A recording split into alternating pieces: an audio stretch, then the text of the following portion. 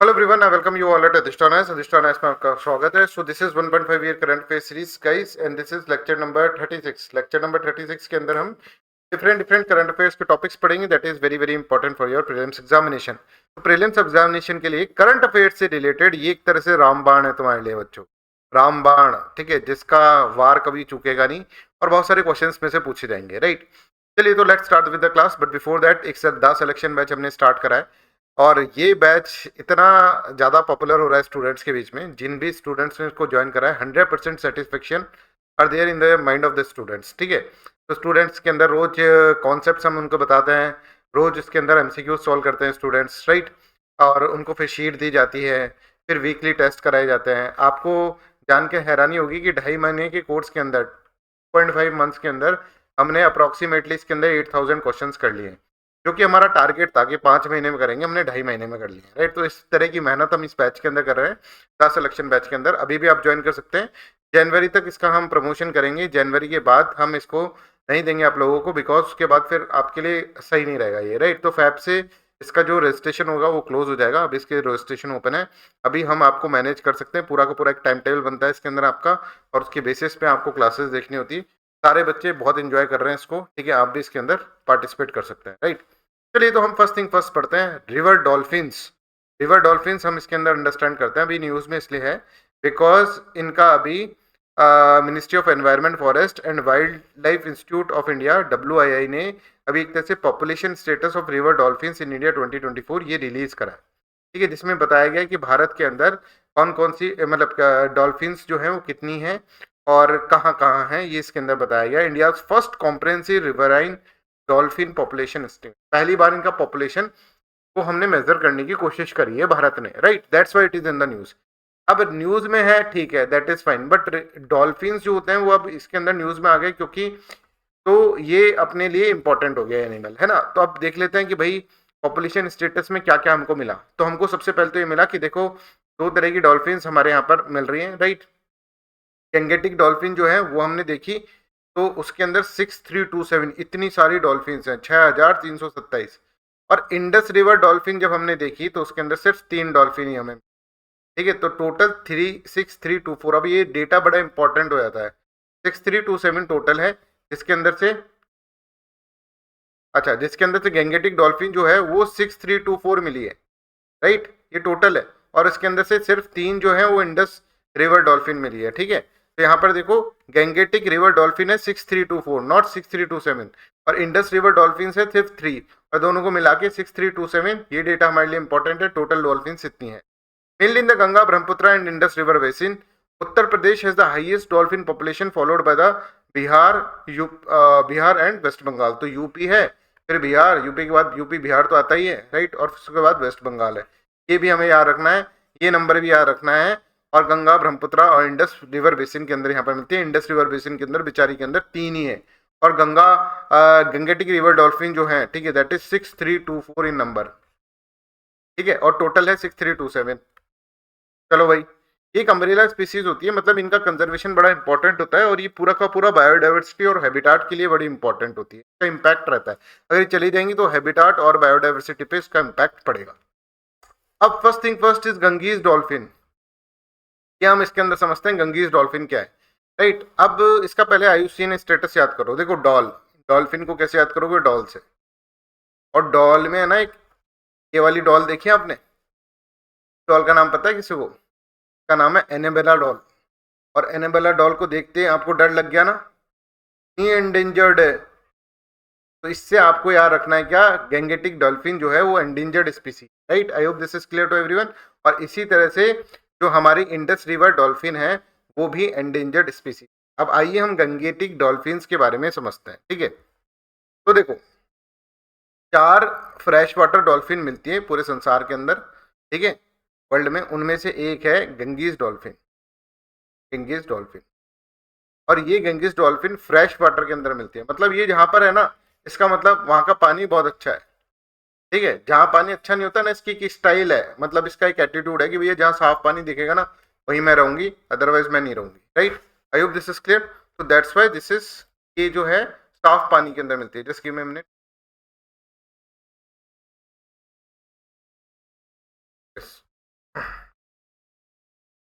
दूसरा कि ये जो है गंगेटिक डॉल्फिन आपको पता होगा, और नहीं पता होगा तो सुन लो, ये नेशनल एक्वेटिक एनिमल है। नेशनल एक्वेटिक एनिमल, पानी के अंदर नेशनल एनिमल जो है ना, दैट इज गंगेटिक डॉल्फिन, है ना। तो तगड़ा एटीट्यूड है इसका, इसीलिए वो फ्रेश वाटर के अंदर रहती है। तो यहाँ पर देखो, it's presence indicate the health of the riverine ecosystem. It is among the four fresh water dolphin in the world. National aquatic animal in India, इस तरह से होता है। और ये जब सांस लेती है ना, तो सांस लेती है तो उसकी ब्रीथिंग की आवाज निकलती है एक तरह से, और इस आवाज सू सू इस तरह से आवाज निकलती है, that's why it is known as susu, right.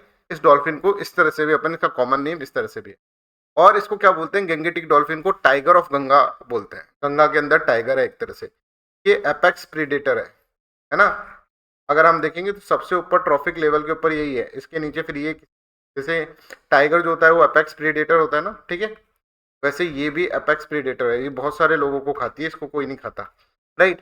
Females are larger than the male, और फीमेल जो होती हैं बड़ी होती हैं मेल। तो ये हमने किसके बारे में समझी, ये हमने समझी गैंगेटिक डॉल्फिन। अब इनके लिए थ्रेट्स इनके बारे में समझते हैं। Threat, dumping of the single use plastic. Single use plastic जो होता है वो इसके लिए एक तरह से थ्रेट है, इसके जीवन के लिए, है ना। Industrial pollution, fishing and dredging. Fishing करते करते इतनी गंगेटिक डॉल्फिन की भी फिशिंग हो जाती है, ठीक है। ड्रेजिंग करते हैं, जब सिल्ट को हटाते हैं, तो उस केस के अंदर भी ये जो होता है, इसको एक तरह से ये भी इसके लिए लाइफ थ्रेट है। आईयूसीएन स्टेटस मैंने आपको बताया कि एंडेंजर्ड है। It is found in the Ganga, Brahmaputra and their tributaries, right. अब आइए हम समझते हैं इंडस रिवर डॉल्फिन के बारे में। इंडस रिवर डॉल्फिन जो है, ये भी हम उससे याद करेंगे, एनेबेला की डॉल, और एंडेंजर्ड स्पीसीज के अंदर ये होती है, राइट। अच्छा, डॉल्फिन जो है, गंगेटिक डॉल्फिन, वो तो नेशनल एक्वेटिक एनिमल है।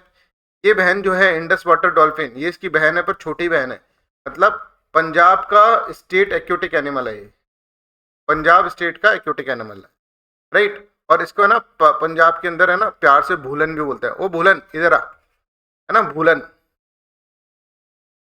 भूलन भी बोलते हैं, क्योंकि ये भूल जाती है बार बार में, है ना।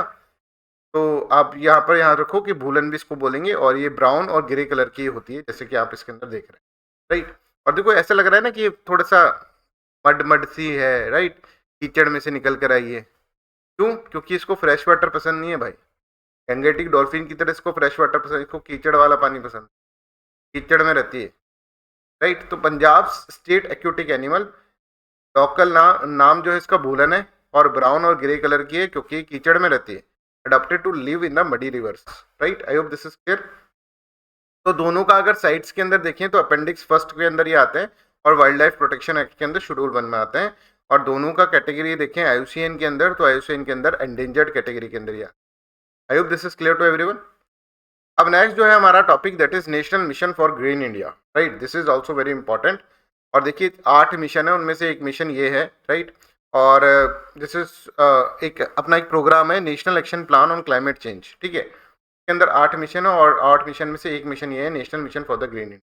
अभी क्या हुआ है कि इसकी गाइडलाइंस के अंदर कुछ चेंज हुआ है, ठीक है। एक रिवाइज गाइडलाइंस के अंदर दी गई है, रिवाइज मिशन डॉक्यूमेंट यहाँ पर लॉन्च करा गया है, राइट। तो चले हम कहाँ पर लॉन्च करा गया है, तो उसकी वेबसाइट पे चलते हैं। पर पहले national mission for green India के बारे में समझ ले। Is one of the 8 missions outline under the national action plan on climate change. It aims at protecting, restoring and enhancing India's diminishing forest cover. तो ऑब्वियसली ग्रीन मिशन है, तो green green करना है, मतलब पेड़ उगाओ, ठीक है, वेटलैंड्स क्रिएट करो, राइट, ज़्यादा से ज़्यादा, क्योंकि वहाँ पे बायोडाइवर्सिटी रहेगी, तो बहुत सारे ग्रीन ग्रीन यहाँ पे होगा। मैनग्रूव्स होते हैं, that is a carbon sink also, ठीक है। तो मैनग्रूव्स को ज़्यादा से ज़्यादा डेवलप करो, बायोडाइवर्सिटी बढ़ाओ, है ना। ये सब चीज़ें इसके अंदर होती, राइट। अब ये है भाई green mission for green India, right. ये डॉक्यूमेंट है जो मिनिस्ट्री ऑफ एनवायरमेंट फॉरेस्ट ने रिवाइज डॉक्यूमेंट इसके अंदर लॉन्च करा, राइट। अब इसके अंदर सबसे पहले आप इसका मेन्यू देख लो। मेन्यू के अंदर से क्वेश्चन पूछे जाते हैं, ठीक है। This is what, this is the, अगर आप देखेंगे तो ये इसका प्रीफेस है, राइट। और प्रीफेस में यहाँ पे 15 स्ट्रेटेजी यहाँ पे डाल रखी है, 15 स्ट्रेटेजीज आर देयर। तो आपका काम यह है कि इन 15 स्ट्रेटेजीज को पढ़ो, right. These are the mission strategies to address key priorities and linkage with the India's NDC commitment, ठीक है। आपका ये काम है। बाकी का चीज अगर आप देखोगे यहाँ पर, तो सबमिशन है, ये मैं आपको बताता हूँ सबमिशन क्या है। कि गोल और ऑब्जेक्टिव भी बड़े इंपॉर्टेंट है, कि देखो गोल, ऑब्जेक्टिव एंड की प्रायोरिटीज। तो हमने पूरी इसकी इस रिपोर्ट के अंदर से ही नोट्स आपको बना दिए, जिससे कि आपको कोई दिक्कत नहीं आएगी और सबसे अथेंटिक नोट्स आएंगे, ठीक है। तो सबसे पहले इसका मिशन तो यही है कि भैया ग्रीन करना है, वेटलैंड्स बढ़ाना है, मैंग्रोव्स बढ़ाना है, ज़्यादा से ज़्यादा फॉरेस्ट कवर बढ़ाना है, इस तरह से इसके अंदर बोला गया है। अब इसके सब मिशंस जो हैं, missions, plan activities and intervention, ये सब मिशंस आपको मिशन 1, 2, 3 तीन सब मिशन है ग्रीन इंडिया के। और पहला ये है quality of forest covers and improved ecosystem services, ये पहला है। दूसरा जो है that is increase in the forest and the tree covers and ecosystem restoration, ये दूसरा है। और तीसरा enhancement of the house hold incomes and diversification of livelihood of forest dependent community. दूसरा मिशन ये है कि जो फॉरेस्ट डिपेंडेंट कम्युनिटीज हैं उनकी लाइवलीहुड को थोड़ा सा बढ़ाओ, और डाइवर्सिफिकेशन करो, जिससे और साधन आए उनके पास कमाने के। ये सब चीजें इसके अंदर आप इसमें देख सकते हैं, राइट। अब बिल्कुल एज इट इज ऑब्जेक्टिव इसका याद करना है। तीन ऑब्जेक्टिव इसके अंदर दे रखे थे, है ना, इसके अंदर तीन ऑब्जेक्टिव, इनफैक्ट चार ऑब्जेक्टिव दे रखे थे। यहाँ पर देखो, increase forest and the tree cover on the forest और नॉन फॉरेस्ट लैंड, मतलब अफॉरेस्टेशन करना है कितना, अप्रोक्सीमेटली 24 मिलियन हेक्टेयर, इतना हमको अफॉरेस्टेशन करना है बाय 2030। दूसरा, improve ecosystem services, ecosystem services को इंप्रूव करना है, including carbon sequestration, carbon absorption ज़्यादा से ज़्यादा हमको इसके अंदर करना है। Creation and additional carbon sink of 2.5 to 3 billion tons of CO2 equivalent by the 2030। ये कैसे करेंगे भाई, हम पेड़ उगा के, पेड़ पौधे उगा कर, इस तरह से हम करेंगे कार्बन सिंक, जो कि कार्बन को एब्जॉर्ब कर ले, ठीक है। तो यहाँ पर अगर आप देखोगे ये मिशन के ऑब्जेक्टिव है, forest cover and increase forestry on the forest non forest lands, improve ecosystem services including biodiversity, hydrological services, carbon sequestration, increase forest livelihood, और 2.5 से 3 billion ton of CO2 equivalent by the 2030, ये हमको इसके अंदर करना है, right. ये mission के कोर प्रायोरिटीज हैं, इन प्रायोरिटीज को आप पढ़ लेना एक बार, है ना। ये आपका होमवर्क है। होमवर्क क्या है, एक तो प्रायोरिटीज को पढ़ना, और एक आप स्ट्रेटेजिक जो स्ट्रेटेजीज हैं, डिफरेंट डिफरेंट मिशन स्ट्रेटेजीज हैं, 15 मिशन स्ट्रेटेजी, उसके एक बार गो थ्रू हो जाना। तो ऐसा आ सकता है, which of the following is the strategy of green India, अभी रिवाइज हुआ है इसलिए ये आ सकता है। I hope this is clear. देखो यहाँ पर सब मिशन यही यही मिशन दे रखे हैं, तो मैंने आपको इसके अंदर पढ़ा दिए, राइट। और इनके ऊपर ही सारी की सारी ये स्ट्रेटेजीज हैं, that is very important, in strategies को आप याद कर लें, राइट। तो 2030 तक हमको ये करना है ना, इन स्ट्रेटेजीज के थ्रू करना है। और आप देखोगे सबके अंदर ऐसा आ सकता है, जैसे माइक्रो इकोसिस्टम अप्रोच को अपनाएगा क्या, है ना, green India mission, right. Recently अभी नया आया है, तो नई गाइडलाइंस आई है, तो उसके अंदर क्या माइक्रो इकोसिस्टम अप्रोच को अपनाएगा क्या, इस तरह की चीज़ें आ सकती है, ये आपको याद ही करने पड़ेगी। Next is IBAT alliance. IBAT alliance ऐसी अलायंस है जिनको 4 लोगों ने मिलकर बनाया। आईबैट अलायंस को 4 लोगों ने मिलकर बनाया, और ये जो अलायंस है, ठीक है, that is going to be important, because यहाँ पर अगर आप देखोगे तो देखो, आई फॉर IUCN है, ठीक है। और अगर हम याद करने के लिए बोलो, बी फॉर वर्ल्ड लाइफ, इस तरह से आप इसके अंदर देख सकते, वर्ल्ड लाइफ है ना। तो आई और बी का तो काम हो गया, पर ए और टी का काम नहीं होगा, बिकॉज ये है यूनाइटेड नेशन WCMC यूनैप प्रोग्राम, जो है यूनाइटेड नेशन एनवायरनमेंट प्रोग्राम और कंजर्वेशन इंटरनेशनल, ठीक है, इनसे ये बन रहा है। तो ये WCMC का मतलब क्या है, वर्ल्ड कंजर्वेशन मॉनिटरिंग सेंटर, यूनैप का एक प्रोग्राम है, वर्ल्ड कंजर्वेशन मॉनिटरिंग सेंटर, और कंजर्वेशन इंटरनेशनल, वर्ल्ड लाइफ और IUCN, ये चारों मिलकर आईबैट को बना रहे हैं, राइट। ये आईबैट बनी थी 2008 में। अब इसका काम क्या है, इसका काम सिंपल सा है कि ज़्यादा से ज़्यादा डेटा इकट्ठा करना। देखो इसकी वेबसाइट पे लिख रखा है डेटा रिसोर्सेज, राइट। ज़्यादा से ज़्यादा डेटा इकट्ठा करना और इन ऑर्गेनाइजेशंस को डेटा देना, राइट, जिससे कि ये ऑर्गेनाइजेशंस अपना काम करें। तो एक डेटा की ऑर्गेनाइजेशन बना रखी है, that is known as IBAT alliance, ठीक है। तो ये आ सकता है एग्जाम के अंदर, सिर्फ यही चीजें आएंगी। देखो, कॉलिशन ऑफ 4 ऑर्गेनाइजेशन है, bird life international, conservation international, international union of conservation for nature IUCN, and united nations environmental programme, world conservation monitoring centre UNEP WCMC। Genesis का फाउंडेड इन 2008, और मिशन है to provide data tools guidance that help the organisations act on the biodiversity related risk. I hope this is clear to everyone. Next जो है that is national green tribunal.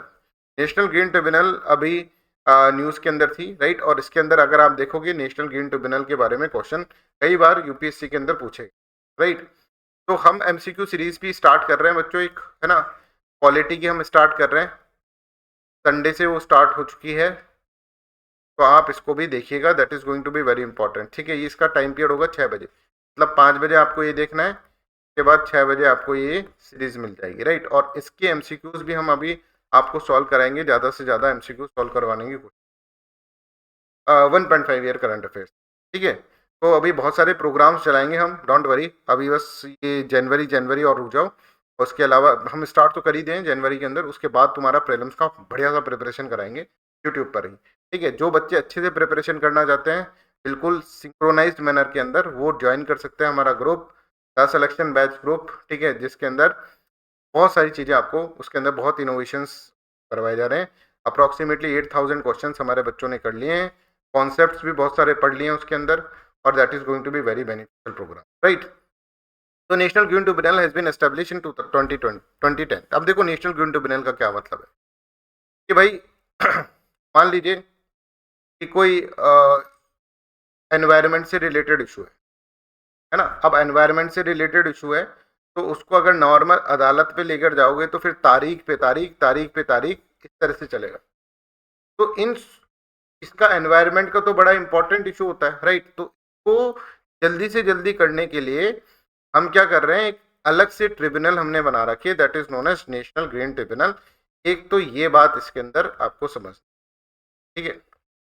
दूसरा भाई, अगर मान लो ऐसे matters को आप अदालतों में ले जाओगे तो अदालत में ऐसा कोई पर्सन नहीं होता जिसको प्रैक्टिकल नॉलेज हो एनवायरनमेंट की, जिसने एनवायरनमेंट और इकोलॉजी पढ़ा हो, ऐसा कोई बंदा नहीं होता। फिर क्या करें साहब, फिर हम ये कर सकते हैं कि हम क्या करें, हम एक तरह से इनको बोल सकते हैं कि हम एक आपके लिए ट्रिब्यूनल बनाएंगे जिसमें ऐसे एक्सपर्टाइज रहेंगे जिनके पास प्रैक्टिकल नॉलेज है, they have the practical knowledge, ठीक है, इनके पास प्रैक्टिकल नॉलेज है एनवायरनमेंट से रिलेटेड। तो इसके लिए नेशनल ग्रीन ट्रिब्यूनल बनाया गया है। तो national green tribunal has been establish in 2010 under the national green tribunal act 2010 for effective and expeditious, effective समझ रहे हैं आप, एक्सपीडियस समझ रहे हैं आप, disposal of the case related to the environmental protection and conservation of forest and other natural resources. It is specialised body equipped with the necessary expertise to handle environmental dispute involving multi disciplinary, ठीक है। तो समझ में आ गया कि भाई environment issue ऐसा होता है कि वो कोई जज अगर उसको करेगा, ठीक है, तो उसको तो एक्यूमन है ही नहीं इतना, इसके लिए एक एक्सपर्टाइज बॉडी होनी चाहिए जो ये सब चीजें कर सके, राइट। अब इसके कुछ कुछ चीजें हैं जो अपन को इसके अंदर समझ में आना, ठीक है। तो ट्रिब्यूनल जो है ना, ये एक तरह से आप देखेंगे प्रिंसिपल ऑफ नेचुरल जस्टिस को फॉलो करते हुए बनाई। तो आपसे पूछा जा सकता है प्रिंसिपल ऑफ नेचुरल जस्टिस क्या है, यही है कि भैया देखो जो एक्सपर्टाइज है वही अच्छे से बता सकता है किस तरह का इंफॉर्मेशन, किस तरह का अगर आपका जो होगा इसमें डिसीजन मेकिंग होगी क्योंकि एनवायरनमेंट से रिलेटेड, ठीक है। अच्छा, ये एक्सपीडियस के अंदर केस सॉल्व होता है तो 6 महीने के अंदर अंदर केस सॉल्व इसके अंदर करना पड़ता है, राइट। 6 महीने के अंदर अंदर इसका केस सॉल्व करना पड़ता है। तो इसका अगर हम ऑब्जेक्टिव देखें इसके अंदर तो यही है कि जल्दी से जल्दी केस सॉल्व हो जाए, to enforce any legal right related to the environment and provide relief and compensation for damages to the person and property, basic right to have a safe environment, इसको प्रोटेक्ट करने के लिए article 21 से भी related इसको कर दिया है। और इसके अंदर और भी बहुत सारे ऑब्जेक्टिव्स के अंदर इस तरह से लिखे हुए हैं, right. To strengthen environmental governance, ठीक है, ये फालतू की चीज होती है, राइट। ये सब चीजें इसके अंदर लिखी हुई, आप एक बार इसको रीडिंग कर लेना। अब हम इसकी कंपोजिशन पढ़ते हैं, ट्रिब्यूनल की कंपोजिशन क्या है। सबसे पहले समझो ट्रिब्यूनल के 5 जोन के अंदर अलग अलग जोन है, एक तो नॉर्थ है, एक साउथ है, एक ईस्ट है और एक वेस्ट है और एक सेंट्रल जोन है। और इस ट्रिब्यूनल्स का एनजीटी का जो हेडक्वार्टर है that is in the Delhi. ये याद करने की बातें हैं, प्रीलिम्स में पूछे जाएंगे कितने जोन है, 5 जोन है भाई, नॉर्थ साउथ ईस्ट वेस्ट और सेंट्रल जोन भी है, और इसका हेडक्वार्टर जो है वो दिल्ली में है, ठीक है। तो यहाँ पर देखो tribunal has presence in the 5 zones, आप यहाँ पर देख सकते हैं, headquarter in Delhi, central zone bench is situated in the Bhopal, central zone bench Bhopal के अंदर है, ईस्ट जोन कलकत्ता में, साउथ जोन चेन्नई में और वेस्ट जोन पुणे के अंदर, ठीक है भाई। ये ट्रिब्यूनल का कंपोजिशन है इस तरह से। अब इसके अंदर ट्रिब्यूनल के अंदर कौन कौन लोग हैं, तो सबसे पहले इसके चेयरमैन की बात कर लेते हैं भाई। हाँ भाई, चेयरमैन आ जाओ, ठीक है। तो चेयरमैन जो होता है ना, वो अगर आप देखें तो रिटायर्ड या फिर सिटिंग जज हो सकता है सुप्रीम कोर्ट का, या फिर chief justice of high court हो सकता है, ठीक है, रिटायर्ड और sitting chief justice of high court, इस तरह से हो सकता है। I hope this is clear to everyone, यहाँ तक सबको समझ में आ रहा है। ये चेयरमैन की के अलावा बहुत सारे और भी मेंबर्स होते हैं, 10 से 20 जुडिशियल मेंबर्स होते हैं, ठीक है, जिसके अंदर ये यहाँ पर भी रिटायर्ड और सिटिंग जज ऑफ सुप्रीम कोर्ट और हाई कोर्ट होता है, या फिर chief justice of high court, इसके अंदर भी मेंबर्स में भी ये हो सकता है, राइट। तो यहाँ पर देख लो भाई, एलिजिबिलिटी, रिटायर्ड सिटिंग जज ऑफ द सुप्रीम कोर्ट और the chief justice of the high court, ये चेयरपर्सन है। Appointment appointed by the central government in consultation with chief justice of India. फिर जुडिशियल मेंबर्स आप इसके अंदर देख सकते हैं, appointed by the central government on the recommendation of selection committee, selection committee की रिकमेंडेशन, इस तरह से जुडिशियल मेंबर को करते हैं। इसके अलावा अब जो इंपॉर्टेंट है, जो प्रिंसिपल ऑफ नेचुरल जस्टिस की बात कर रहे थे, जो हम एक्सपर्ट्स की बात कर रहे थे, 10 से 20 एक्सपर्ट्स भी होते हैं उसमें, must have professional qualifications and minimum of 15 year of experience in the field of the environment forest, appointed by the central government on the recommendation of selection committee, right. अब देखो किस किस चीजों पे ये चीज ये हियर कर सकती है ना, केसेस को, कौन कौन से केसेस को हियर कर सकती है, यहाँ पर आप देखो, ये आपको याद रखना बड़ा बड़ा बड़ा। Water act 1974, water cess act 1977, forest conservation act 1980, पूछ लेंगे कि भाई देखो कौन कौन सी केस, कौन कौन से एक्ट के ऊपर इस ट्रिब्यूनल के पास एक तरह से क्या होता है, पावर होता है केसेस को हियर करने का, तो ये पूछ सकते, ठीक है। तो ये सारे आपको याद करना है, water, forest, air, environment, public liability insurance और बायोडाइवर्सिटी एक्ट, ये सारे के सारे जो होते हैं वो ट्रिब्यूनल यहाँ पे हेयर करते हैं, राइट, केसेस को, सबसे रिलेटेड केस। तो tribunal has jurisdiction over the civil cases involving a substantial caution related to the environment and the caution. Additional, any person, कोई भी person अगर aggrieved by order direction of any appellate authority, तो अपने उसको challenge कर सकता है वो नेशनल ग्रीन ट्रिब्यूनल के अंदर चैलेंज कर सकता है। मान लो मेरे खिलाफ कोई जजमेंट चला गया है ना, मैंने एनवायरमेंटल के अंदर अगर मान लो मैंने तरह से water prevention and control of pollution act को वायलेट करा, किसी ने मेरे खिलाफ जजमेंट दे दिया, राइट, तो मैं इसके अंदर अपील कर सकता हूँ एनजीटी, ठीक है। I hope this is also clear. Order है binding not final, binding order है कि ऑर्डर जब आ जाएगा तो वो बाइंडिंग, इसकी बाइंडिंग पावर होती है जैसे same as the civil court की बाइंडिंग पावर होती है, बट ऐसा नहीं कि ये ऑर्डर फाइनल है। इस ऑर्डर को आप क्या कर सकते हो, आप सुप्रीम कोर्ट के अंदर इसको अपील चैलेंज कर सकते हो, है ना, सुप्रीम कोर्ट के अंदर चैलेंज, तो इसका ऑर्डर फाइनल नहीं होता, ठीक है, बाइंडिंग है but not final. Tribunal has power to review its own decisions, if this fail the decision can be challenge before the supreme court within the 90 days, 90 दिन के भीतर भीतर। ये 90 डेज बड़ा इंपॉर्टेंट है, को याद रखना, वो 45 डेज कह देंगे, 120 डेज कह देंगे, नहीं नहीं, 90 डेज आपको इसके अंदर याद। I hope this is clear to everyone. This is all about today's class. Thank you so much for listening kindly. Bye bye. Take care and have a nice day.